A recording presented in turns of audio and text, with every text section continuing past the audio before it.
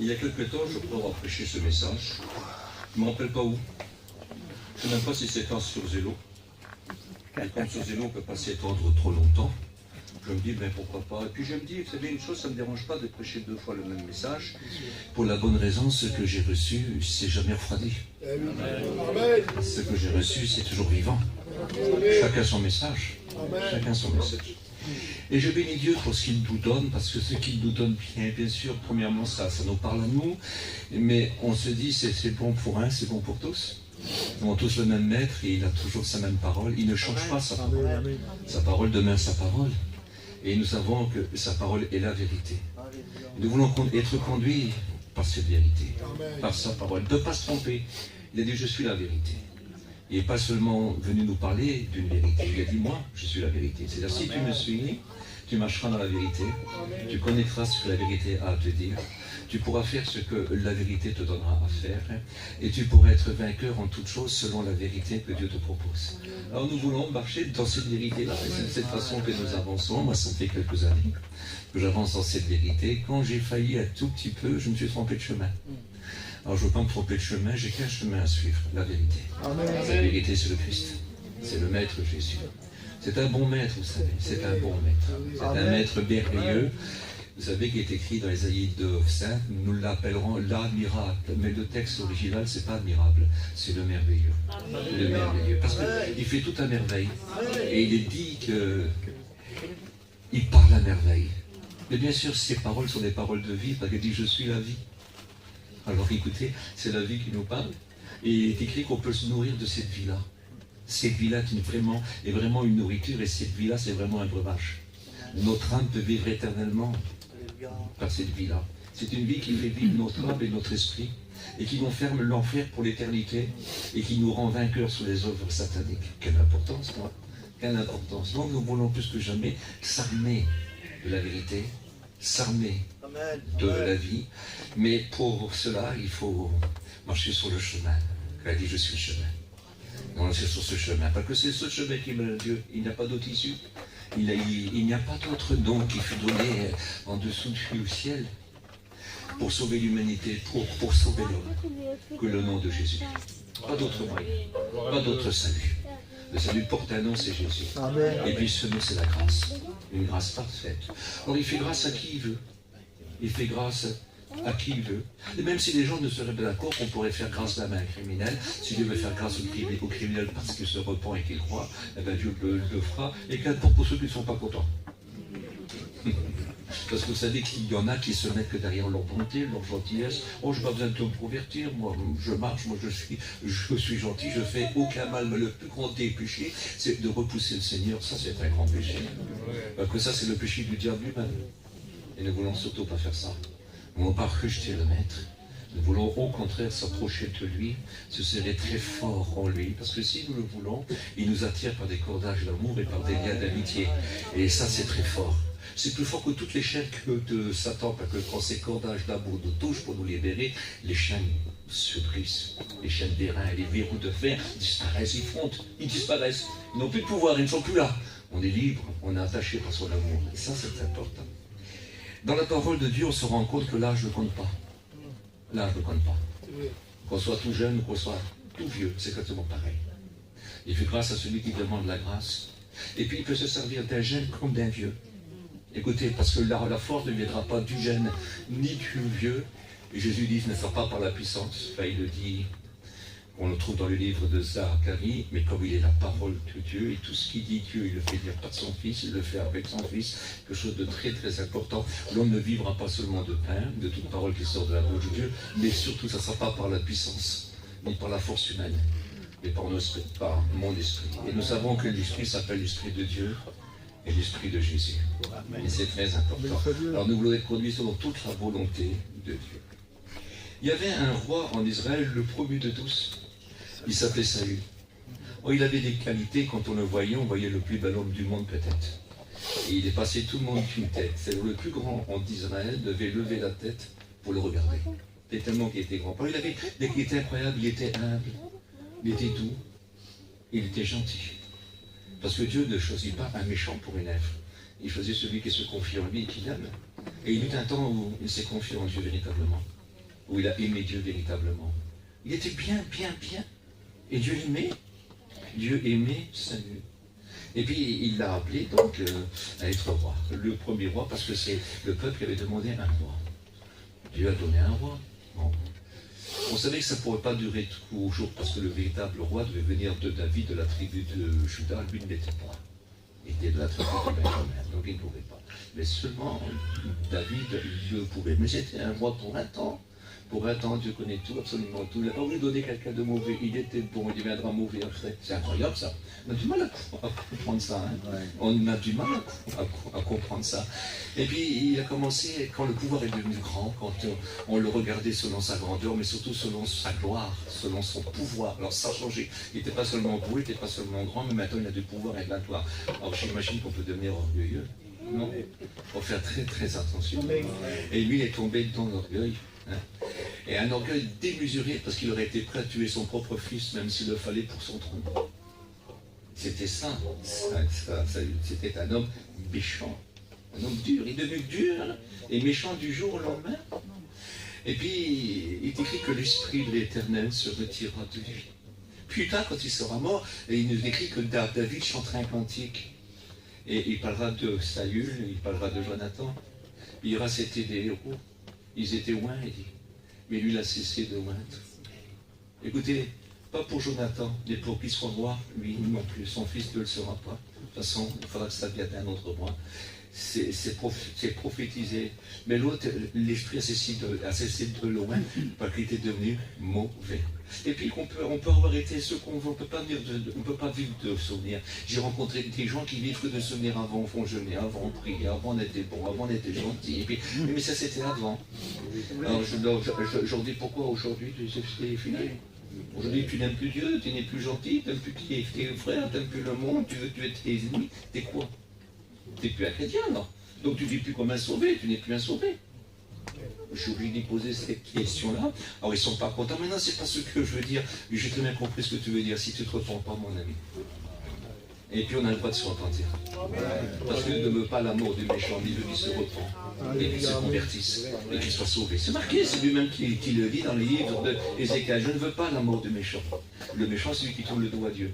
Et même si tu as tourné le dos à Dieu, même si tu as retourné le dos à Dieu, sache que Dieu te fait encore appel ce soir, cet après-midi, et si tu veux, tu peux venir, il t'acceptera. Il pardonne.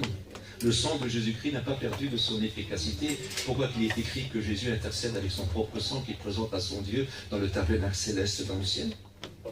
Parce que tout simplement, il intercède pour les péchés du repentant, qu'ils soient chrétiens ou non chrétiens. Mais il ne faut pas en faire comme un coup de vis, hein, puis on ne le chie pas. On ne peut pas le tromper. Il dit qu'ils sont les cœurs et les reins, si ton esprit est droit et si ton cœur est sincère, il le voit, il le voit. Et ça, c'est très important. Parce que on ne peut pas jouer avec lui. Vous savez qu'hypocrisie, ça signifie comédie. Et devant Dieu, il ne faut pas de comédien, il faut être en temps. Et c'est ce qui nous fait se repentir, c'est l'amour qu'on a pour lui et la foi qu'on place en lui. On a tellement d'amour qu'on sait qu'il nous attend. Parce qu'entre ça, Dieu appelle ceux qui le désirent. Et ceux qui cherchent trouvent, celui qui demande reçoit. Pourquoi? Parce que quand il frappera, je lui ouvrirai.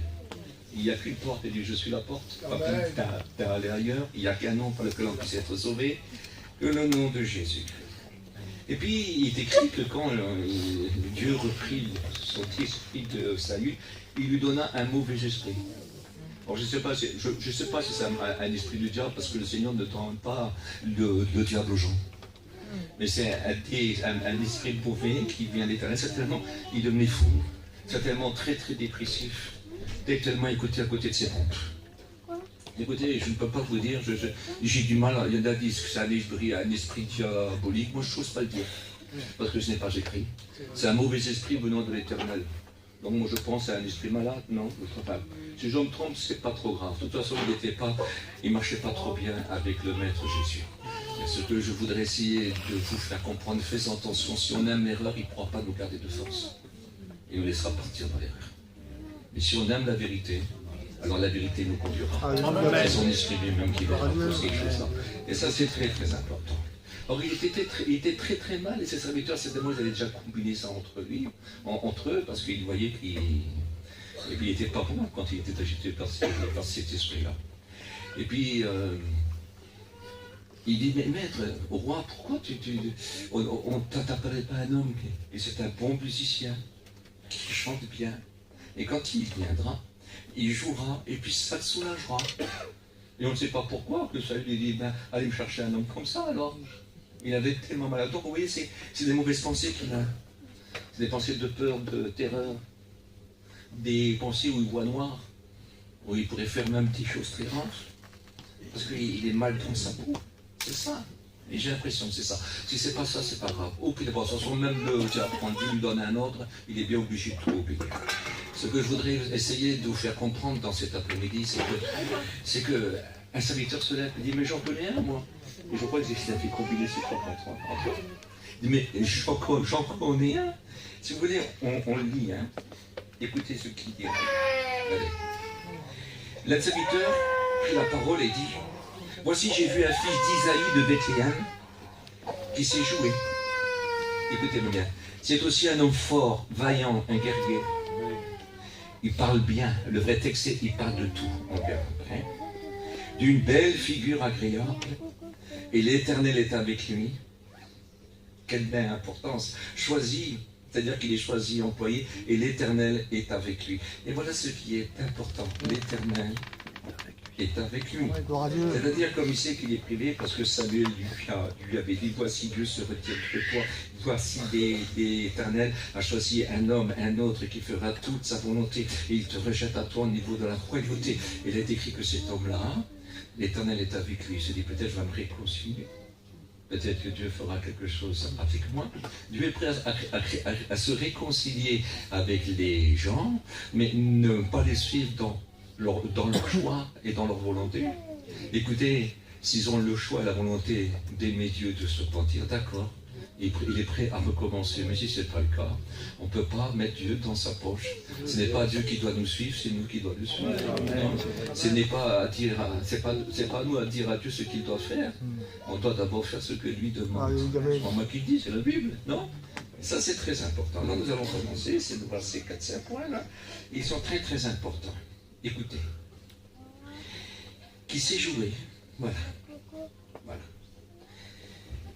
C'est un musicien hors pair. Pourquoi? Si je lis, par exemple, dans Amos 6 au verset 5, qu'est-ce qui est écrit? Ils se croient tous, ils extravaguent, Dieu dit, ils se croient tous comme David, aussi habile que lui, sur instrument à cordes. Oui, je ne sais pas si c'était le plus grand musicien du monde, je n'en sais rien, mais c'était véritablement un musicien pour Dieu. Est-ce que vous comprenez? Un musicien, il chantait pour Dieu. C'est pour ça qu'on verra quand il parle bien après. Il jouait véritablement pour Dieu, il composait véritablement pour Dieu, vous verrez, parce que ses paroles étaient inspirées. On en a fait les psaumes, qui sont des prières et des chants.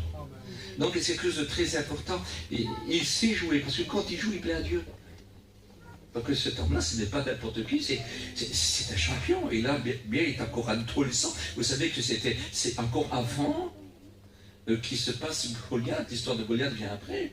Je ne sais pas si vous réfléchissez, mais il est écrit qu'il pouvait courir derrière le lion, et derrière l'eau, c'était le terrasser, s'il y a des deux avait pris un mouton de son père. Je ne sais pas si vous réalisez. On sait qu'un mouton et un ours, c'est plus fort qu'un homme fort, même. Hein, mais avec la puissance de Dieu, il n'est pas plus fort qu'un insecte. Quand Dieu est avec lui. Et il pouvait le frapper, le prenait par le menton, puis le taper, puis le tuer. C'est incroyable. Ça nous échappe, mais tout est possible. Tout est possible. Et vous savez que le lion comme l'ours, c'est aussi le symbole de Satan lui-même. Mais avec Dieu, on frappe très fort sur lui, parce qu'on frappe avec la parole de Dieu, et avec l'acquis que Dieu nous a donné, mais si on n'a rien reçu, on ne peut rien faire. Si on n'est pas avec Dieu, qu'allez-vous faire contre lui? Vous allez perdre votre temps. C'est vous l'insecte. Est-ce que vous réalisez ça, hein? C'est vous. Alors ce que Dieu veut, c'est que plus que jamais, la puissance de Dieu soit avec nous. Mais pour ça, il faut être avec Dieu. Et je sais que si vous êtes là cet après-midi, c'est parce que vous savez que pour certains, les autres, ils l'ont. Vous avez toutes les chances de pouvoir obtenir ces puissances-là. Parce que c'est Jésus qui propose lui-même, en disant, venez à moi, vous tous qui êtes fatigués et chargés, et je vous donnerai du repos. C'est important. Prenez mon joug. Parce que, écoutez, il est léger. Prenez mon fardeau. Écoutez, il est facile. Retenez mes instructions. Et vous trouverez du repos pour vos âmes. Quelle importance! Quelle importance! Voilà ce qu'il faut faire. Et puis Satan a toujours le côté ce grave problème, et surtout pour nous. Et ce qui peut changer les paroles de Dieu autrement. Est-ce que vous comprenez? Il va plutôt dire non, c'est pas possible, toi tu n'y arriveras jamais, écoute, toi Dieu ne t'aime pas, c'est pas le même que tu gardes ton espérance. Alors il y en a qui ont de l'espérance, mais une demi-heure après, ils l'ont perdu. Ils ne croient plus. Ils écoutent la voix de l'autre. Sur le coup, ils ont de l'espérance, ils croient que c'est possible, et d'un seul coup, ils ne croient pas que c'est possible. Alors il faut savoir qui est le menteur, Dieu ou Satan. Dieu dit je suis la vérité. Parce que sa bouche éclate, son bras l'accomplit. Il a dit qu'il pouvait tout faire, absolument tout faire. J'espère de tout mon cœur que vous réalisez, ne les mélangez surtout pas ensemble. Dieu n'est pas le diable et le diable n'est pas Dieu. Ils ne se ressemblent pas du tout. C'est les ténèbres et la lumière, deux choses très différentes. Et il n'y a rien à voir. Écoutez, quel rapport y aurait-il entre Dieu et Satan? Quel rapport entre la vie et la mort? Quel rapport entre la justice de Dieu et l'injustice que Satan sème dans le monde? Mais quel rapport entre le bien et le mal? Quel rapport entre la mort et la vie? Mais quelle différence? Mais quelle différence? C'est ce que la Bible nous montre. Alors lui, quand il jouait juste. Quand il chantait juste. Oh, je ne veux pas parler pour les musiciens, dit pour les chanteurs, mais ce n'est pas la qualité de ta musique ni de ton chant qui fait la différence, c'est ton cœur. Amen. On peut chanter pour Dieu et chanter pour le monde en même temps. Hein. Ça suffit souvent, non? Mais Dieu nous garde. On ne peut pas mélanger le bien et le mal ensemble. Ce n'est pas possible. Il faut être attaché tout entier à Dieu. Voulez-vous vous attacher à Dieu? Parce que Dieu le veut. S'il vous le propose, c'est parce qu'il vous aime. S'il vous le propose, c'est qu'il est capable de vous aider. Capable de vous en sortir. Lui, il était jeune. Mais il a cru dans la parole de Dieu. Sa mère était une mère pieuse. Il se rappelle toujours de sa mère. Quand il devient grand, puissant, très grand, quand il devient un grand roi, et malgré toutes les détresses qu'il en a passées, parce que la vie c'est ça, mais on passe des détresses pour devenir des victorieux aussi. Et puis il dit, Seigneur, souviens-toi de ton serviteur, le fils de ta servante. Dans un autre passage, il dit, Seigneur, viens en aide à ton serviteur, le fils de ta servante. Quelle importance, quelle importance! Il avait une mère exceptionnelle. C'est beau d'avoir une mère, on en parlera peut-être demain d'une autre façon. Quelle importance d'avoir une mère. Et vous verrez demain qu'il y a une mère qui s'appelle la parole.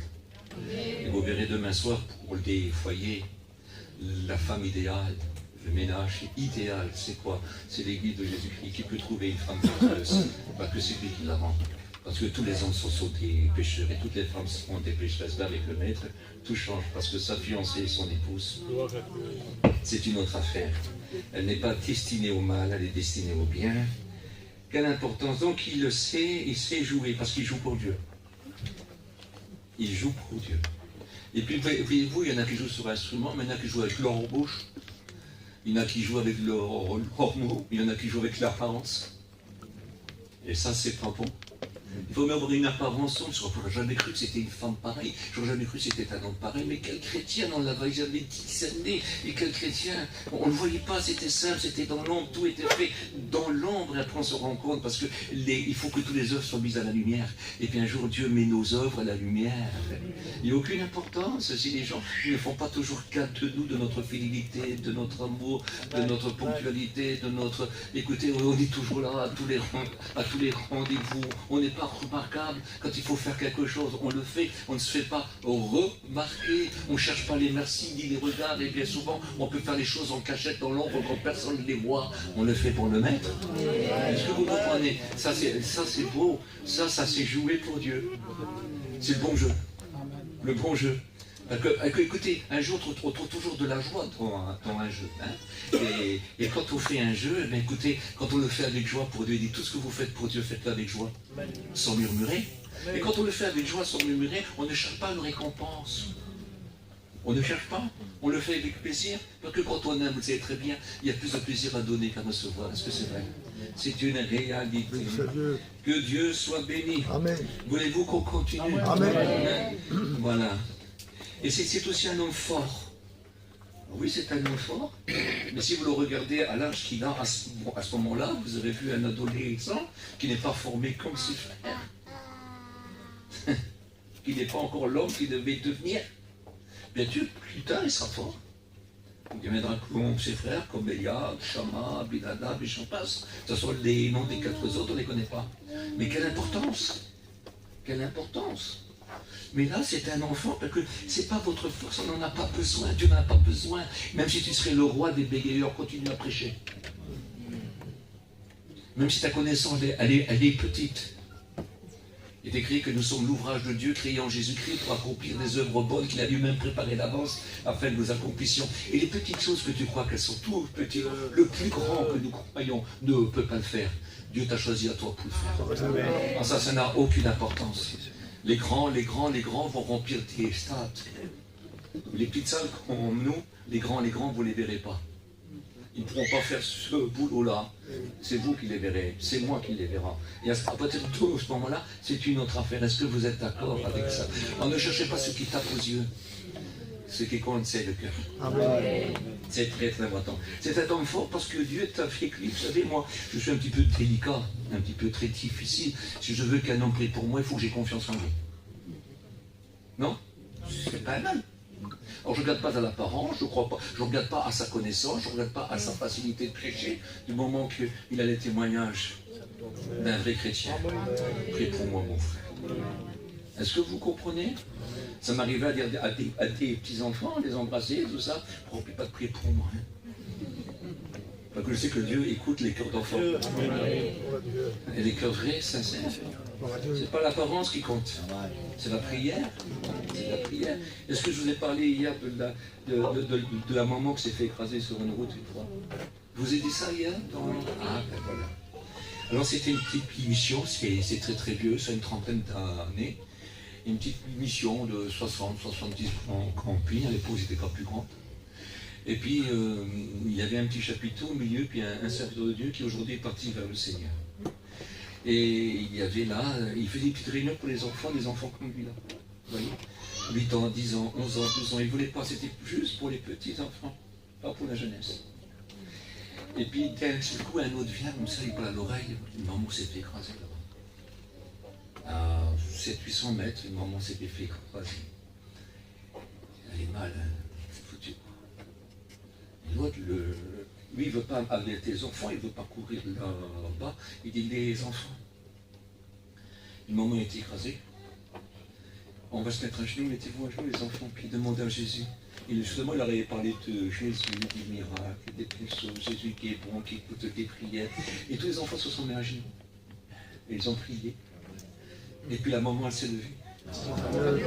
Alors là, il y avait des marques. Il y avait du sang, vous savez. Quand on faisait ça, on ne soulevait plus rien. Il avait tout réparé. C'est notre Dieu, tout est possible. Il ressuscite les morts. Quand il ressuscite les morts, il y avait des maladies. Quand il ressuscite ces morts-là, ils n'ont plus de maladies. Ils sont guéris entièrement. Et c'est parfait. C'est parfait. C'est parfait. Parce que Dieu est capable de faire, je vous demanderai de ne pas vous décourager. Il n'y a pas besoin de la force. C'est lui le fort. Amen. Lui c'est un homme fort parce que Dieu est avec lui. Il dit que Dieu était avec David. Dieu est avec lui. Nous l'avons lui. Dieu est avec lui. Vous êtes fort quand Dieu est avec vous. Amen. Et vous valez rien, même si vous appelez Téson de furie, sans Dieu vous êtes foutu. Je ne sais même pas s'il n'est pas foutu. Il parle de Dieu, mais je ne sais pas si son cœur si arrogant. Enfin voilà, n'en parlons pas. C'est pas bien grave. Il est vaillant. Parce que quand on est avec Dieu, on est vaillant. On ne choisit pas l'adversaire. Qu'il soit fort, petit ou grand, avec preuve petite ou grande, que ce soit le diable ou un de ses démons, que ce soit 10 démons ou 10 000, aucune importance. On est vaillant. Avec Dieu, on peut s'élancer. Avec Dieu, on peut y aller, parce que Dieu, il est le plus fort. Alors, on a le droit d'être vaillant, si bien qu'il est écrit, ce n'est pas un esprit de timidité que nous avons reçu, mais un esprit de force et de puissance. On est fort. On n'a pas à avoir peur. Et je vais vous dire à vous, frères serviteurs, n'ayez pas peur pour l'œuvre de Dieu. Ce n'est pas votre œuvre, c'est celle de Dieu. Amen. Vous êtes qu'employé, c'est lui qui prend soin de son œuvre. Ce n'est pas nous. On est là comme gardien, puis bien sûr, on est là. Mais c'est lui qui fait tout. Hein. Ne croyez pas que vous pouvez changer le cœur et sans les rendre meilleurs. Ou bien, vous n'en êtes pas capable. C'est Dieu qui peut faire tout. On n'est pas capable. Quand moi je travaille pour Dieu, je sais qu'il ne faut pas que je me tracasse, bien sûr, je ne sais pas toujours pas ce qu'il faut dire, mais souvent je veux dire, je n'ai pas à m'en faire, c'est pas mon œuvre, c'est pas moi qui change, c'est pas moi qui sauve des gens, c'est pas moi qui les guérirai, je peux absolument rien faire. Je peux même rien faire pour mes enfants si Dieu ne vient pas. Il n'y a que Dieu qui peut faire. Alors ce que je voudrais essayer de vous faire comprendre, c'est son œuvre et elle ne vous glorifiera pas. Elle glorifiera que Dieu. Amen. Mais quand on ira au ciel, on sera récompensé si on a été fidèle dans son œuvre. Écoutez, si on a été fidèle, on sera récompensé par Dieu. C'est pour ça qu'il est écrit qu'un autre te loue et pas ta bouche. Et si c'est Dieu qui nous loue, on les récompense. Non, que ce soit Dieu. Si nous voulons qu'un autre te loue, que ce soit le Seigneur. Amen. Très très important. Ici, vous savez, hein. Vous connaissez l'histoire de ce missionnaire, je l'ai lu il n'y a pas longtemps, il y a quelques mois, cela. C'est un missionnaire qui est parti à l'étranger, il est parti 30 ans, je crois. Et puis 30 ans après, il est revenu dans son pays, puis il croyait que le pays, les chrétiens du pays, tout le monde aurait voulu l'accueillir. Alors quand il descend de l'avion ou du train, on ne fait rien. Écoutez, ce qu'il est dit, il n'y avait personne pour lui, quoi. Dedans, il y avait un ambassadeur qui revenait de la retraite, il y avait toute une ambassade, il y avait tous les copains pour lui, tout le monde l'accueillait, c'est bientôt s'il n'y a pas de tapis rouge qui vient rouler pour lui, mais pour le petit missionnaire, rien du tout. Il y avait juste un petit jeune homme, le diacre de l'église, et il est venu chercher. Et il a dit, je ne comprends pas, il dit aussi, il dit, tout ça, oui, je ne comprends pas. Il y a que toi qui es venu, pourquoi ils ne sont pas tous venus qui étaient tristes? Il dit, mais c'est très bien que le petit gars, le petit jeune, il dit, mais vous savez très bien que la récompense n'est pas ici. C'est dans le ciel. Et ça, c'est important. Nous n'essayons pas d'être loués par des hommes. Ne vous faites jamais applaudir. Ne faites jamais rien. Écoutez, recevez, nourrissez-vous, abreuvez-vous. C'est tout ce qu'il faut. Et ayez le désir de mettre en pratique. Ça, c'est très très important. Alors écoutez, il est vaillant, puis c'est un guerrier. C'est-à-dire, quand on le voit, on voit un soldat. Parce que oui, quand on le voit, il a toujours un langage. Il est positif. Il a toujours un langage. Il encourage. Il a toujours un langage. Il est fidèle. Et puis, si les gens lui font confiance, c'est pas parce qu'il s'appelle un tel. C'est parce qu'ils savent, ils ne vont pas le louer, mais ils vont faire plein, ils vont dire, Paul dit, soyez mes imitateurs. Il dit, pourquoi? Parce que je le suis de Christ. Je ne suis rien si je ne ressemble pas à Christ. Et si je ne ressemble pas à Christ, parce que c'est Christ qui le fait, mais moi je l'ai désiré. Je lui ai dit, que faut-il que je fasse? Et il m'a répondu, va et on te montrera ce qu'il faut faire. Et tu ne manqueras jamais de Dieu, de moi, du Saint-Esprit, des anges qui t'accompagneront. Et la parole de Dieu sera ton soutien. Quelle importance. Non? Amen. Quelle importance. Et nous voulons garder ça dans notre cœur. Un guerrier. Et Paul a voulu être un guerrier, mais un guerrier qui n'a peur de rien. Il va jusqu'au bout, même s'il aura un petit peu de peur, c'est un guerrier. Je vais être payé pour ça. Je vais combattre pour mon roi. Et puis quand je serai mort, j'irai chez mon roi. Et j'aurai ma récompense. Vous savez que les grands soldats de Rome, quand ils revenaient de leur grande conquête, alors on mettait un laurier sur leur tête et ils étaient invités dans le palais de l'empereur. Et puis ils avaient une place honorable. Mais nous, c'est exactement pareil. Nous, on aura la couronne de gloire, la couronne de vie, c'est la couronne incorruptible, c'est une autre. Et puis, on rentrera où? Dans le royaume de notre Père. Amen. Et pour toujours, c'est dans le royaume de Dieu nos récompenses. Mais ici, il n'y a rien. Mais ici, il faut se battre, on est en guerre. En guerre, il n'y a pas beaucoup de repos. En guerre, il y a des difficultés, mais seulement entre leur guerre qu'on peut avoir ici-bas et la guerre que nous faisons, c'est pour être vainqueurs, même si on doit en mourir, on est mort fidèle. Oui, ils n'ont pas su, on est mort invincible, ils n'ont pas pu vaincre, notre foi, notre amour, notre fidélité, notre consécration, et puis on n'a jamais refusé le combat, on a dit oui d'accord, j'y vais. Nous devons combattre, et les dialogues, leur force augmente pendant la marche. Moi j'ai connu des serviteurs à moitié morts. Mais quand ils se levaient, pendant 1 heure, c'était le feu. Après ils se rassiaient. J'en ai vu après la réunion, il fallait les amener à l'hôpital. Le Jimmy, c'était ça. Mais tant qu'ils faisaient là, c'était une... Leur force augmente pendant la marche. C'est ça le soldat. C'est ça le soldat. Et ça c'est très très important. Il rentrait à l'école biblique, il était mort, mais usé, comme ça, là. Il n'en pouvait plus, on voyait sous la chaise qu'il pourra faire quelque chose. D'un seul coup, il se levait. Et c'était fini. Ah, c'est incroyable, hein. Ceux qui l'ont connu savent que je ne dis pas de n'importe quoi. Et je dis la vérité. Pourquoi? Pourquoi un guerrier doit dire je suis malade, j'arrête? Oh, c'est vous, vous connaissez la réalité là. Parce qu'avec le Seigneur, il n'y a pas de retraite. Il n'y a pas de congé. On va jusqu'au bout. Jusqu'au bout. Un jour, j'ai entendu un gars qui disait on n'est pas des joueurs de tennis. C'est vrai, tu as dit ça un jour, hein, ouais. Mais je dis que c'est vrai. C'est vrai, je dis, Daga, il ne parle pas beaucoup. Quand il parle bien. Quelle importance, quelle importance. Alors ici, il dit, parlant bien. Il parle de tout. Il parle de tout parce que c'est un guerrier pour Dieu, c'est un vaillant pour Dieu, c'est un fort pour Dieu. Il joue pour Dieu. Il chante pour Dieu. Il parle de tout. On peut recevoir des bons conseils. Il suffit d'écouter une des prophéties qu'il donne en ses chants. Mais c'est incroyable ce qu'il a pu dire au niveau du Messie qui devait paraître. Mais c'est des prophéties hors pair. Il avait l'Esprit de Dieu. Il était loin très jeune. Il était loin très jeune, on ne sait pas quel âge il avait. Donc il ne pouvait pas se trouver, il ne pouvait pas s'occuper d'un troupeau de bœufs, hein, non. Et puis il est question de quelques brebis de son père. C'était un tout petit troupeau, mais prêt à donner sa vie, et Dieu était avec lui, et Dieu le bénissait, et puis là il chantait, il composait. C'était incroyable. C'était exceptionnel. Et après, c'est devenu le vaillant de Dieu, le guerrier de Dieu. Parce que si on ne sait pas défendre déjà nos frères, nos soeurs, si on n'est pas capable de défendre nos familles, prendre soin de nos enfants, écoutez, on ne vaut plus rien. On ne vaut plus rien. On ne vaut plus rien. Nous devons... Il n'y a pas plus grand amour que de donner sa vie pour ses amis, la Bible dit. Il n'y a pas plus grand. Et puis nous sommes à disposition, vous devez être à disposition des uns des autres. Pourquoi je vous dis ça? Il y a tellement de chicane, il y a tellement de disputes, il y a tellement... Il faut arrêter. Jésus vient bientôt, il veut un corps uni. Il ne faut pas qu'il y ait une main qui est jetée là-bas, un pied de l'autre côté. Il veut le corps.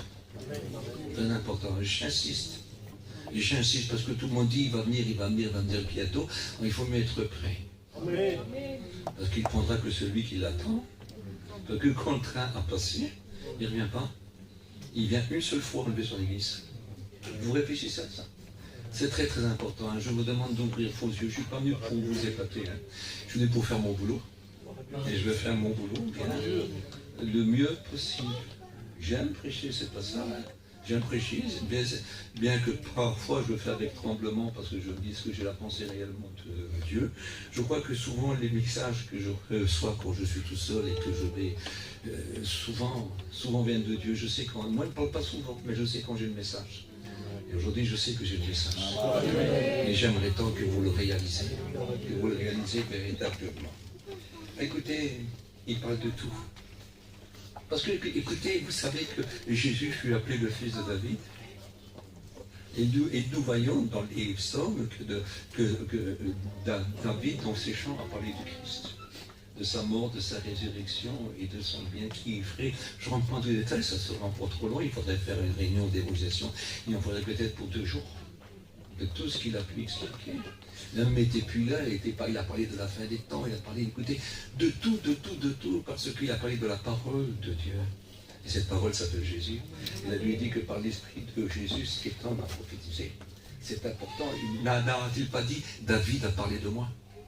Quelle importance. Jésus a rendu témoignage que David allait parler de lui, puis il avait dit que David était prophète. Jésus a dit, David était prophète. C'est incroyable, hein? Et pourtant, il y a une transmission qu'il a pu prophétiser. C'est exceptionnel. Que Dieu soit béni. Il parle de tout. C'est-à-dire qu'il a une réponse à tout. Il peut résoudre n'importe quel problème. Je ne sais pas quels sont tes problèmes. Écoute, je n'en sais rien. Je ne sais pas quelles sont les réponses que tu as besoin d'entendre. Mais il peut te l'offrir. Il peut te parler. Moi, il m'a parlé 3 fois sur 51. Il m'a parlé beaucoup. 3 fois. Mais ce qu'il m'a dit, il l'a fait. Après, dans la parole de Dieu, la parole, elle me parle tous les jours. 3 fois, il m'a parlé audiblement. Là. Mais depuis 51 ans, ce livre-là, c'était ma nourriture, je l'ai dévoré. Je l'ai dévoré. Je l'avais lu 10 fois et après j'ai arrêté de compter. Tous les 3 semaines, tous les 15 jours, ce livre-là a été lu entièrement. Je lisais jusqu'au petit matin, quand le jour se lève. Est-ce que vous comprenez? Alors si un jour je suis aveugle, je me rappelle de beaucoup de choses. Je ne vais peut-être plus lire, mais je pourrais continuer. Que Dieu soit béni. C'est important. Voulez-vous vous attacher à ce maître? Voulez-vous l'aimer véritablement, sans chichi, puis sans manière, être vrai? Vous savez, tout ce qu'on fait avec joie, il est facile. C'est ce qu'on fait entrer dans la pâte qui est difficile. Parce que quand le cœur n'y est pas, la plus petite chose, elle est très dure à faire. Quand le cœur n'y est pas, c'est très dur à supporter les frères et les sœurs. Mais quand le cœur y est, on le supporte. Comme Jésus nous supporte. Que Dieu soit béni. Voulez-vous qu'on continue? Voilà. Écoutez si c'est beau ça. Car l'Éternel est avec lui. C'est-à-dire il est choisi, il est employé, il est envoyé. L'Éternel combat avec lui et l'Éternel combat pour lui. Il a combattu avec lui pour délivrer les autres, pour faire du bien aux autres. Il a combattu pour lui quand il était dans la difficulté. Parce que, écoutez, vous savez, celui qui va semer, il se nourrit lui-même de la semence. Je recommence. Le semeur se nourrit lui-même. Celui qui arrose, s'arrose lui-même d'abord de ce qu'il arrose. Et Dieu fait croître. Quelle importance, quelle importance. Et je vais vous dire au niveau des étudiants qui se lèvent pour servir Dieu, soyez patients. Soyez patients. Les œufs sont préparés d'avance. Même si dans notre mission, à cause du manque de place, à cause des difficultés, à cause que les gens ne peuvent pas faire tout ce qu'ils veulent. Et même ceux qui font les études ne peuvent pas faire tout ce qu'ils veulent. Ils sont pris par beaucoup de choses, parce que c'est aussi des pasteurs, c'est aussi des missionnaires. Et ils ne peuvent pas faire tout.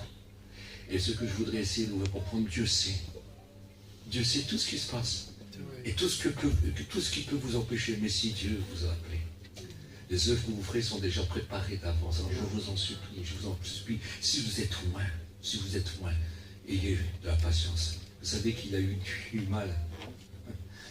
David, à 22 ans, il fut le roi de Juda. À 22 ans, il était appelé, encore que c'était un jeune garçon, un petit enfant, un petit garçon, pas un jeune homme, pas un adolescent. Je veux dire, écoutez, un simple adolescent, c'est pas encore un homme, mais c'est plein enfant. Mais ce que je voudrais comprendre, à 22 ans, il est roi de Juda, et c'est seulement à 30 ans qu'il est roi de tout Israël, que des difficultés, que des combats, mais il a été patient, il n'était pas aimé par tout le monde, vous savez.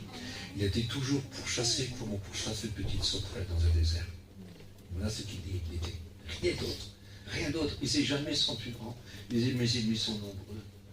Ils sont plus nombreux que les cheveux de ma tête. Suppliez Dieu de lui venir en aide. Et puis Dieu lui venait en aide. C'est incroyable. Hein?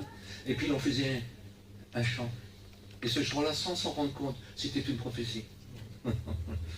C'est incroyable. Qu'est-ce que c'est beau, non? Ça vaut le coup de continuer, non? Amen. Hein? Alors soyez patients. Ce que Dieu vous a promis, il le fera. Moi, je croyais, vous savez, j'ai resté longtemps, j'étais jeune serviteur. Il y a eu un moment où c'était très très difficile. On se contentait de prêcher pas trop souvent parce qu'on était isolés, on était tout seuls, on voyageait à quelques campings, c'était très très dur. Et puis je pleurais pour prêcher. J'allais dans les champs prêcher. Et puis tous ceux que je voyais, je parlais de Dieu. Et de temps en temps, je prêchais. Et quand on avait des réunions, des fois c'était à 3-4 personnes. C'était pas ça. Mais on était bénis. On commençait à 10h ou 10h30, on finissait des fois à 1h d'après-midi. Plus longtemps que maintenant.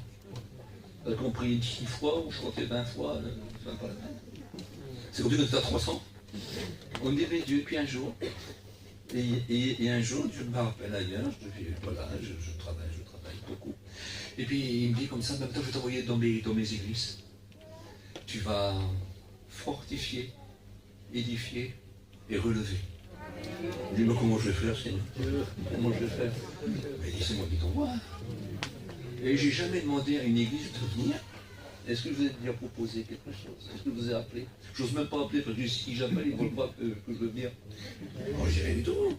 C'est à Dieu à m'envoyer quand il voudra. Et je bénis Dieu pour cela. Parce que je préfère venir envoyé par Dieu, c'est déjà dur. Mais si c'est lui qui m'envoie, je peux compter sur lui. Mais si c'est moi, parce que pour le plaisir de dire j'étais là et là, moi je m'en balance. J'ai eu des fois, Barfi ne croit pas que c'est une partie de plaisir. Elle dit, c'est bien mon père, tu voyages, tout. Mais je dis, non, je suis enfermé dans l'hôtel. C'est la réunion qui m'intéresse. Non? Si c'est pour se voir, on s'envoie une photo. Puis on se téléphone. C'est pas pour ça. On vient, bien sûr, on est content de se voir, la communion fraternelle. Et vous, mais on est là parce qu'on croit que Dieu nous a envoyés. Et vous m'avez appelé parce que vous pensez que Dieu l'a voulu. Et c'est différent. Et c'est ça qui compte. C'est ça qui compte. Il y a des moments où je m'ennuie après chez moi. Quand il y a des difficultés chez moi, j'ai peur et je tremble. Et je dis, je voudrais être chez moi. Mais si Dieu m'appelle, je voudrais y aller. Je dois travailler parce qu'il dit, je t'enverrai. Et je bénis Dieu parce qu'il a gardé ma maison malgré tout. Malgré les soucis, les problèmes, il nous a souvent gardés. Alors je voudrais plus que j'avais choisi, envoyer l'Éternel combat avec lui, mais il combat aussi pour lui. Et il combat aussi pour nous. Voulez-vous le laisser combattre? Donc combattez pour lui. C'est simple. C'est simple. Il vous aime, aimez-le. Il combat pour vous, combattez pour lui. Il est prêt à vous aider, eh bien, restez-lui fidèle. Écoutez, c'est la plus belle aide, on va comme pas demander à Satan de nous dépanner, non? Il est écrit que la domination repose sur les épaules de Jésus. Avec eux, on est bien épaulés. Je vous en supplie, je vous en supplie, je vous en supplie. Au nom de Jésus, ne demandez pas à Satan de vous dépanner. C'est quoi demander à Satan de vous dépanner? C'est de faire ce que lui veut qu'on fasse. C'est pas du dépannage, c'est du martyr. C'est l'égorgement. C'est se faire voler, se faire détruire. C'est se faire tuer. C'est se faire dévorer, la Bible dit. Faisons attention. Écoutez, celui qui cherche le bien récoltera le bien. Celui qui cherche le mal récoltera le mal. La Bible dit, celui qui sème pour l'esprit récoltera de l'esprit la vie éternelle.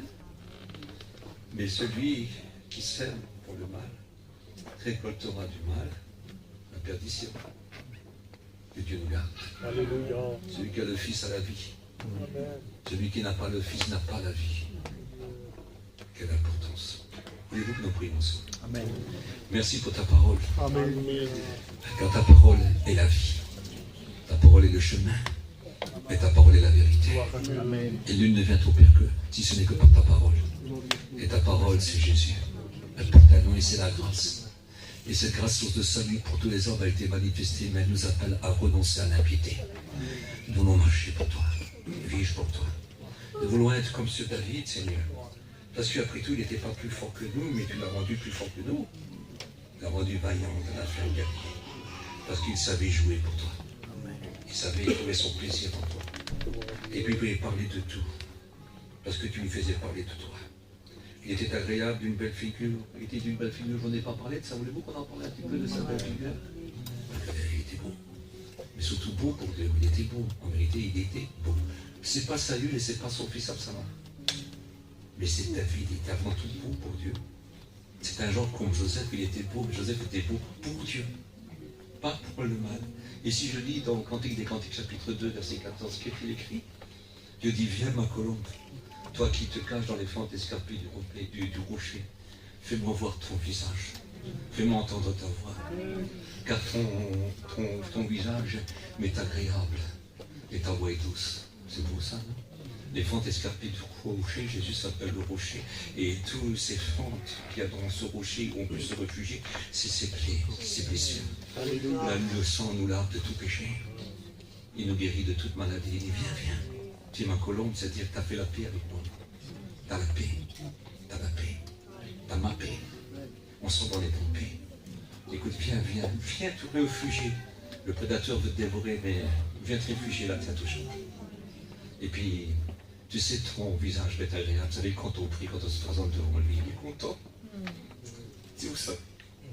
Vous savez, je dis, si votre prière est courte, pas besoin d'être nôtre. Mais si elle est vraie, si elle est vraie.